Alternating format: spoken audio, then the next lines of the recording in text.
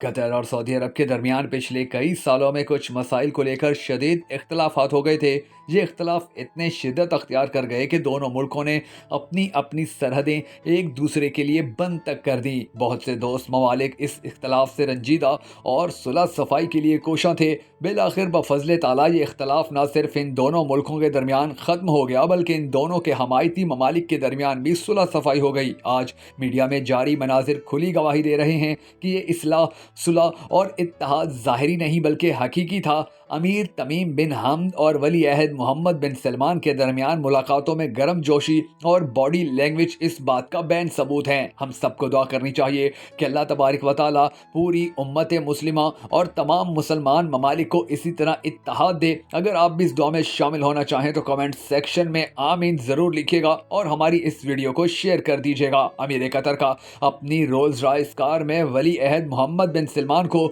اپنے بازو کی سیٹ میں بٹھا کر خود ڈرائیو کر کے انہیں آگے پیچھے لے کر جانا، خیر سگالی کے لیے دونوں کا فٹ بال اسٹیڈیم میں ایک دوسرے کے ملک کے پرچم کا رومال اپنے گلے میں پہن لینا، پروٹوکول کو بالائے طاق رکھ کر دونوں کا پبلک میں ایک دوسرے کا ہاتھ پکڑ کر چلنا ان کے مضبوط اتحاد کی جہاں واضح دلیل ہے، وہیں ان دونوں کے مشترکہ دشمن کو مروب کرنا بھی ہے۔ ان دونوں کے اتحاد کا اثر دیکھیے کہ مصر اور ترکی کے صدور نے بھی گلے مل لیے۔ خبروں کے مطابق سعودی عرب ترکی کی معیشت کی سپورٹ کے لیے $5 ارب ترکی کے بینکوں میں جمع کروانے جا رہا ہے۔ یہ اور اس جیسی کئی خبریں مسلمانوں کے لیے امید کی کرن ہیں۔ امن کے ماحول میں جو اصلاحات ہو سکتی ہیں وہ حالت جنگ میں ناممکن ہیں۔ آج کے دور میں فکری اور نظریاتی سمیت دیگر اختلافات کے باوجود جنرل کاز کے لیے مسلمان ملکوں کا آپس میں اتحاد بنائے رکھنا نہایت ضروری ہے۔ دشمن آج بھی تقسیم کرو اور حکومت کرو کی پالیسی پر عمل کی سازشیں کرتا نظر آتا ہے۔ سعودی عرب اور قطر کے درمیان جب اختلافات ہو گئے تھے،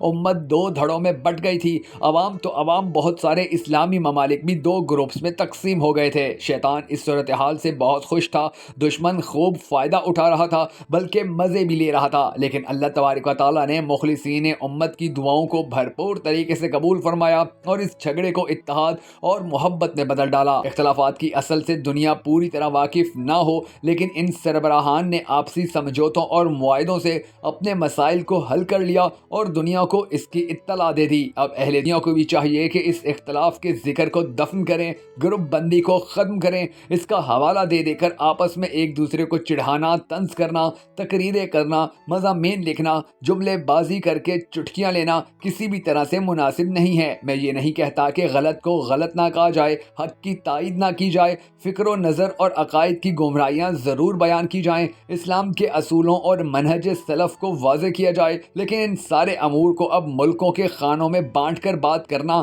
کمنٹ کرنا، مضامین لکھنا بھی بند کر دینا چاہیے۔ ان ملکوں نے اپنے اختلافات ختم کر لیے ہیں تو اب مسائل کو ان کی طرف نسبت کر کے موازنہ کر کے لکھنا کسی بھی طرح درست نہیں۔